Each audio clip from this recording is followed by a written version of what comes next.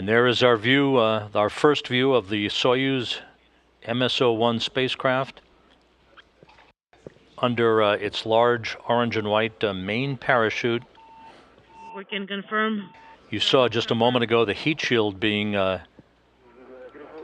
deployed. That enables the base, the bottom of the Soyuz with its altimeter and soft landing engines to be exposed. The altimeter providing altitude and rate of descent information to the onboard computers for the firing of the soft landing engines just a second or two before touchdown.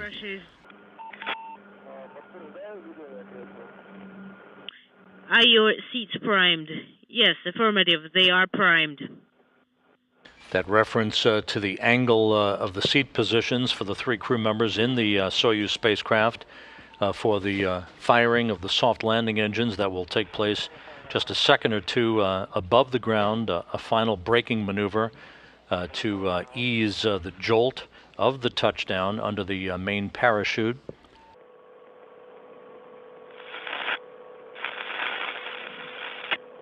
Standing by for touchdown.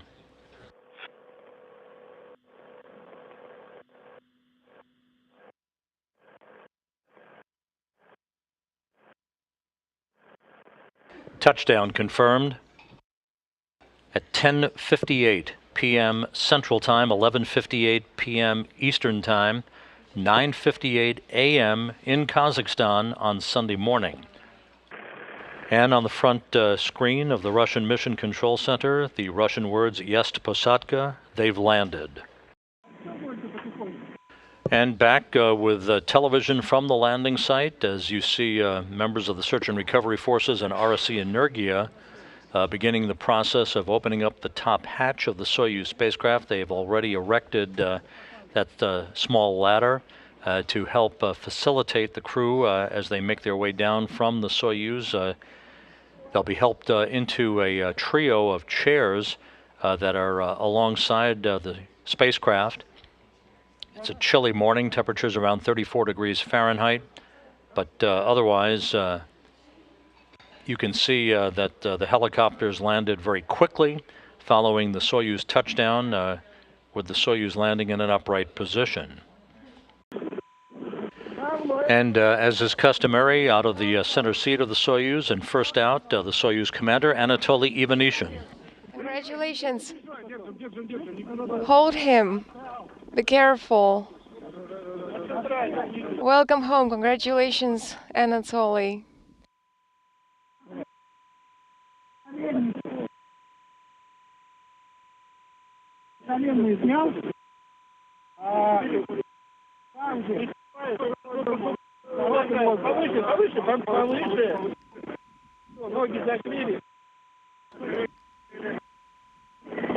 Wrap him with a blanket.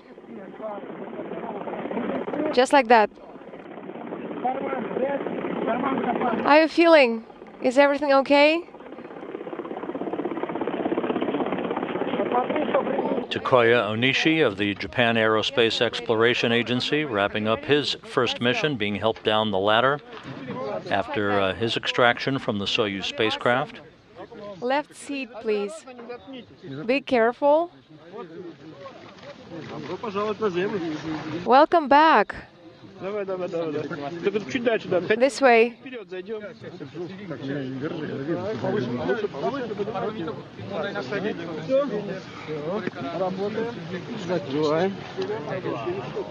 Okay, now on the blanket.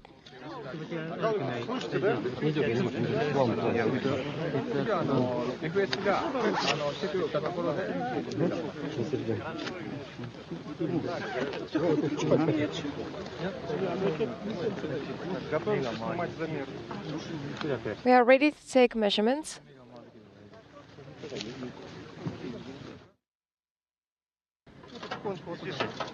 Be careful. Very careful. This way. Are you ready? Is everybody ready? Be careful. Flashing that familiar smile that we have seen so often during her 4 months in space. Kate Rubins now out of the Soyuz spacecraft. All 3 crew members out. Kate, welcome back. You're looking good. Hey! Okay.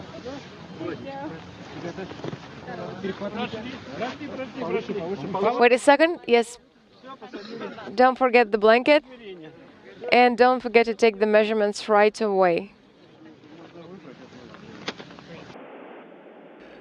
Dan, a pretty placid crew after the rigors of a re-entry.